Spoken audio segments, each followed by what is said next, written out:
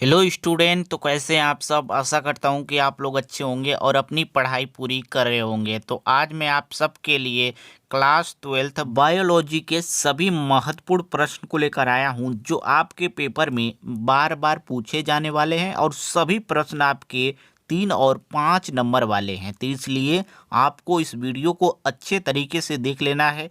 सभी अगर प्रश्न आप लोग अच्छे तरीके से देख लेंगे तो आपको इस वीडियो से पास होने से कोई भी नहीं रोक पाएगा। आसानी से जो है 40 से 45 नंबर इस वीडियो से ला पाएंगे। वीडियो थोड़ी लंबी होगी लेकिन आप लोग अच्छे तरीके से देख लेंगे तो आपको बहुत ही आसान तरीके से सभी प्रश्न आपको समझ में आ जाएंगे।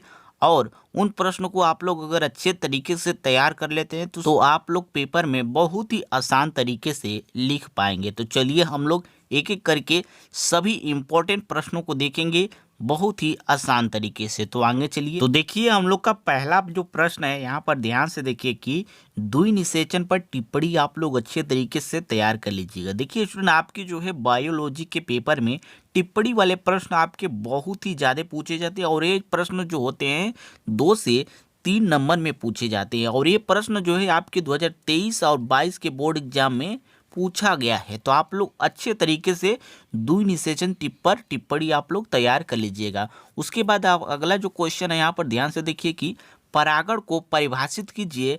पुष्पी पादपों में विभिन्न प्रकार के परागकण पर संक्षिप्त परागकण का संक्षिप्त में वर्णन कीजिए। ये प्रश्न आपके 5 नंबर में पूछे जाएंगे। कितने नंबर में? 5 नंबर में पूछे जाएंगे। और प्रश्न क्या है कि परागण को परिभाषित कीजिए। पुष्पी पादपों में विभिन्न प्रकार के परागकण का संक्षिप्त में वर्णन कीजिए। उसके बाद अगले प्रश्न को देख लेते हैं। सभी प्रश्न का मैं बहुत ही आसान तरीके से उत्तर इसका बताया हूं। आप लोग अगर देखना चाहते हैं तो आप लोग प्लेलिस्ट में जाएंगे तो आप लोग को चैप्टर वाइज सभी प्रश्न का जो है बहुत ही आसान तरीके से इसका जो है आंसर बताया हूं। तो इसलिए आप लोग उसे देखिएगा, नहीं तो आप लोग अपने नोट्स बुक्स में ये सब प्रश्नों को अगर तैयार कर लेंगे तो आप लोग को बहुत ही आसानी होगा। तो यहाँ पर देखिए तीसरा प्रश्न क्या है कि असंग जनन पर संक्षिप्त टिप्पणी लिखिए। मैंने बताया ना कि आपके जो है बायोलॉजी के पेपर में टिप्पणी वाले प्रश्न आपके बहुत ही ज़्यादा पूछे जाते हैं। तो इसलिए टिप्पणी वाले प्रश्न जितने भी होंगे आपके जो है क्वेश्चन बैंक या फिर आपके नोटबुक फेयर में आपके कोई भी प्रश्न हो टिप्पणी वाले उसको आप लोग हर हाल में तैयार कर लीजिएगा। तो ये जो प्रश्न है असंग जनन पर टिप्पणी लिखिए, ये आपके बहुत ही ज़्यादा मोस्ट इम्पोर्टेंट है। तो इसलिए आप लोग को इन प्रश्नों को अच्छे तरीके से तैयार कर लेना है।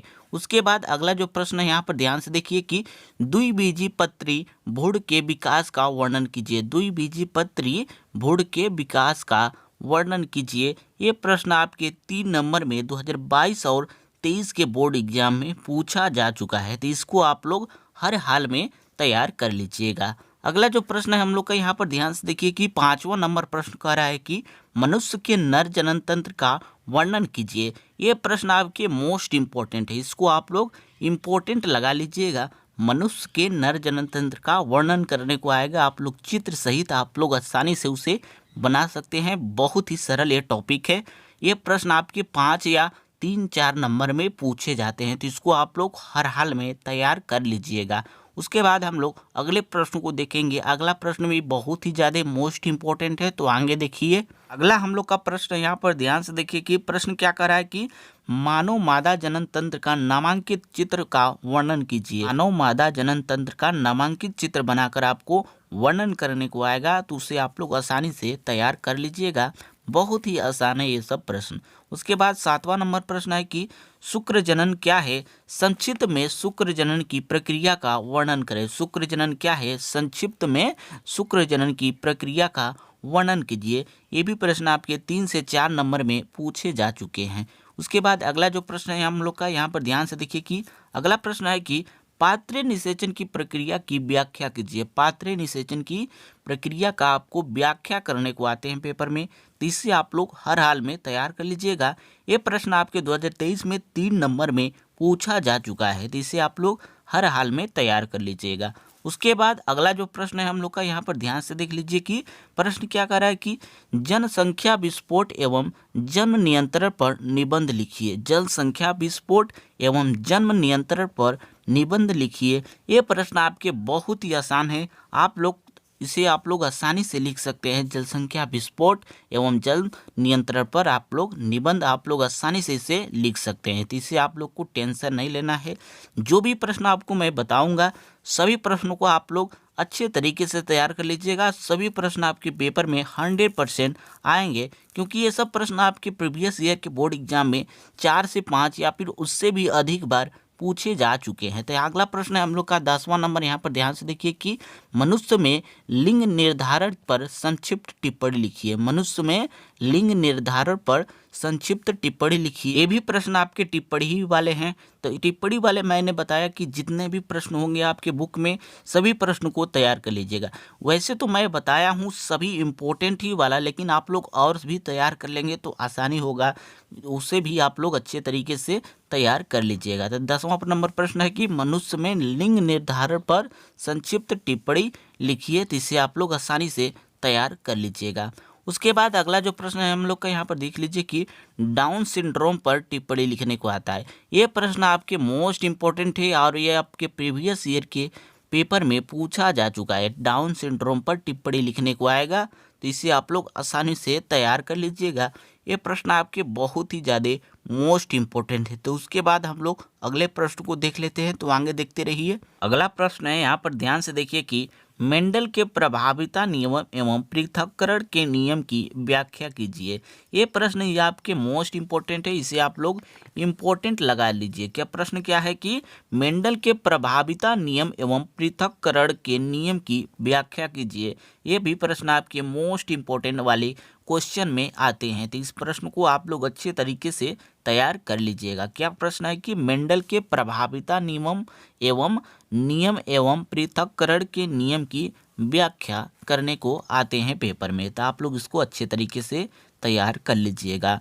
उसके बाद अगला जो प्रश्न है कि मेंडल के स्वतंत्र अपव्यूहन नियम का वर्णन कीजिए। मेंडल के स्वतंत्र अपव्यूहन नियम का वर्णन कीजिए। ये भी प्रश्न आपके 5 नंबर में पूछे जाने वाले हैं, तो इन प्रश्नों को आप लोग अच्छे तरीके से तैयार कर लीजिएगा, क्योंकि ऐसे प्रश्न आपके बार बार बोर्ड एग्जाम में पूछे जा चुके हैं। तो इन प्रश्नों को आप लोग 100% तैयार कर लीजिएगा।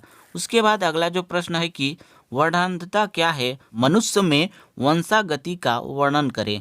वर्णांधता क्या है, मनुष्य में वंशागति का वर्णन करें। ये भी प्रश्न आपके बोर्ड एग्जाम 2023, 20 और 18, 19 में ये प्रश्न आपके पूछे जा चुके हैं, तो इन प्रश्न को आप लोग अच्छे तरीके से तैयार कीजिएगा।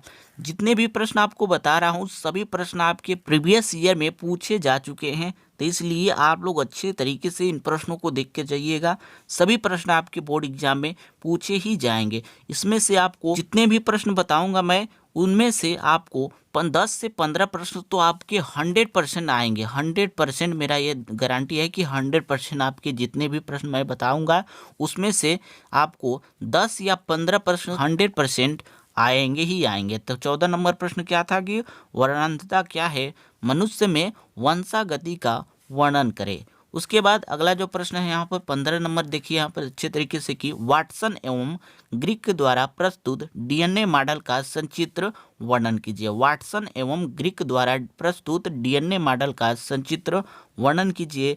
ये भी प्रश्न आपको इम्पोर्टेंट लगा लेना है, आपको 100% ये प्रश्न आएगा। 5 नंबर में ये प्रश्न आएंगे। उसके बाद अगला जो प्रश्न है 16 नंबर, यहाँ पर ध्यान से देखिए कि डीएनए तथा आरएनए में अंतर बताइए। ये कोशिका कहाँ पाए जाते हैं, डीएनए तथा आरएनए में अंतर बताइए, और डीएनए आरएनए कहाँ पाए जाते हैं ये भी आपको उसमें बताना होगा। तो इसको आप लोग अच्छे तरीके से देख लीजिएगा। ये भी प्रश्न आपके बहुत ही सरल है, इसको आप लोग तो आसानी से याद कर सकते हैं। उसके बाद यहाँ पर 17 नंबर प्रश्न है कि मानव जीनोम परियोजन पर एक टिप्पणी लिखिए। मानव जीनोम परियोजन पर एक टिप्पणी लिखिए। ये भी प्रश्न आपके प्रीवियस ईयर के बोर्ड एग्जाम में पूछे जा चुके हैं, तो इसको आप लोग तैयार कर लीजिएगा। उसके बाद हम लोग 18 नंबर प्रश्न को देखेंगे आगे। तो सबसे पहले इन प्रश्नों को आप लोग स्क्रीनशॉट ले लीजिए, क्योंकि ये प्रश्न आपके बहुत ही ज़्यादा मोस्ट इंपॉर्टेंट है। तो उसके बाद आगे भी देखते हैं। और अगर आप लोग इस चैनल पर नए हैं तो आप लोग इस चैनल को ज़रूर सब्सक्राइब कर लीजिएगा, क्योंकि बहुत ही ज़्यादा मेहनत लगती है स्टूडेंट ऐसे ऐसे प्रश्न को ढूंढ कर लाने में और आप सबको बताने में। तो आप लोग सब्सक्राइब करने में क्या जाएगा आपका, आप लोग सब्सक्राइब बहुत ही आसान तरीके से कर सकते हैं, क्योंकि इस चैनल पे आपको 12th क्लास की सभी सब्जेक्ट की आपको यहाँ पर तैयारी मिलेगी। बहुत ही सटीक और बहुत ही अच्छे तरीके से मैं यहाँ पर आपको तैयार कराऊंगा आपके बोर्ड परीक्षा के लिए। तो आप लोग अच्छे तरीके से इस चैनल को सब्सक्राइब कर सकते हैं, क्योंकि ऐसे प्रश्न आपको मैं लेकर आता हूं जो आपके बोर्ड एग्जाम में 100% पूछे जाने वाले हैं। तो आप लोग इस चैनल को जरूर सब्सक्राइब कर लीजिएगा। उसके बाद हम लोग देखते हैं अगले प्रश्न को, प्रश्न नंबर 18 को। तो आगे देखिए। तो देखिए हम लोग का अगला प्रश्न है, यहाँ पर ध्यान से देखिए कि समजात तथा विषमजात अंगों में अंतर बताइए। समजात तथा विषमजात अंगों में अंतर बताइए। इस प्रश्न को भी आप लोग अच्छे तरीके से देख लीजिएगा। ये प्रश्न आपके 2 नंबर में पूछे जाने वाले हैं। उसके बाद दूसरा प्रश्न है, यहाँ पर ध्यान से देखिए कि अनुकूली विकिरण पर टिप्पणी लिखिए। अनुकूली विकिरण पर टिप्पणी लिखिए। ये भी प्रश्न आपके बहुत ही ज़्यादा पूछे जा चुके हैं। उसके बाद अगला जो प्रश्न है, यहाँ पर ध्यान से देखिए कि जैव विकास से आप क्या समझते हैं, 2 प्रमाणों का विवेचना कीजिए। जैव विकास से आप क्या समझते हैं, 2 प्रमाणों का विवेचना कीजिए। इसको आप लोग इम्पोर्टेंट लगा लीजिए, क्योंकि ये आपके पेपर में बहुत ही ज़्यादा बार पूछा जा चुका है। इस बार भी पूछे जाने की 100% संभावना है। तो आप लोग इसको इम्पोर्टेंट लगा लीजिएगा। उसके बाद यहाँ पर अगला प्रश्न, यहाँ पर ध्यान से देखिए कि अगला प्रश्न क्या कर रहा है कि मलेरिया रोग कैसे फैलता है, इसके रोकथाम के उपाय लिखिए। मलेरिया रोग कैसे फैलता है और इसके रोकथाम के उपाय लिखने को आएगा। इसको भी आप लोग मोस्ट इंपॉर्टेंट लगा लीजिएगा, क्योंकि मलेरिया से रिलेटेड बहुत ही ज़्यादा आपके प्रश्न पूछे जाते हैं। तो मलेरिया से जितने भी जो है आपको इसके रोकथाम कैसे फैलता है और इसके बचाव के लिए आप लोग अच्छे तरीके से जो है इस पर आप लोग प्रश्न को तैयार कर लीजिए। मलेरिया रोग कैसे फैलता है, इसके रोकथाम के उपाय आप लोग अच्छे तरीके से तैयार कर लीजिएगा। उसके बाद अगला जो प्रश्न है, यहाँ पर ध्यान से देखिए कि डेंगू व चिकनगुनिया के रोग कारण दुनिया के रोग कारण जीवों एवं नियंत्रण के उपायों को लिखिए। डेंगू एवं चिकनगुनिया एक रोग होता है, उसके रोग कारण जीवों एवं नियंत्रण के उपायों को लिखने को आएगा। तो इसको भी आप लोग तैयार कर लीजिएगा। उसके बाद यहाँ पर अगला जो प्रश्न है कि टीकाकरण पर एक संक्षिप्त टिप्पणी लिखिए। टीकाकरण पर एक संक्षिप्त टिप्पणी लिखने को आते हैं पेपर में। तो इसे आप लोग अच्छे तरीके से तैयार कर लीजिएगा, क्योंकि ऐसे प्रश्न आपके बहुत ही ज़्यादा बोर्ड एग्जाम में पूछे जाते हैं। तो टीकाकरण पर भी आप लोग अच्छे तरीके से तैयार कर लीजिएगा। उसके बाद अगला जो प्रश्न है, यहाँ पर ध्यान से देखिए कि कैंसर पर एक टिप्पणी लिखिए। कैंसर पर भी आपको टिप्पणी तैयार कर लेना है। जितने भी टिप्पणी वाले प्रश्न हैं आपको अच्छे तरीके से तैयार कर लेना है। तो कैंसर पर भी आप लोग अच्छे तरीके से तैयार कर लीजिएगा टिप्पणी को।